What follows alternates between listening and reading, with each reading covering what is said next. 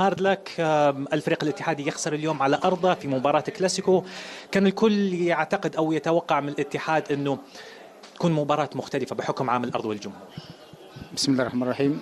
طبعا هارد لك للعيبه وللاداره والجمهور.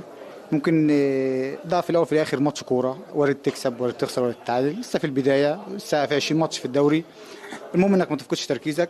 لكن يعني الزعل الحقيقي النهارده ان الناس دي تروح زعلانه، الجمهور يروح زعلان بس. لكن في الاول وفي الاخر هي دي الكوره، يعني هتكسب النهارده تخسر بكره، دي الكوره. يعني المهم انك ما تستسلمش وتكمل، انت ماشي في الطريق الصح.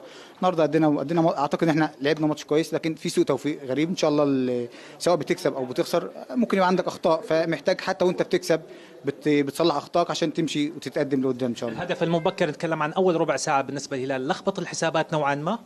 لا خالص خالص، وارد انك يدخل فيك جون في الاول او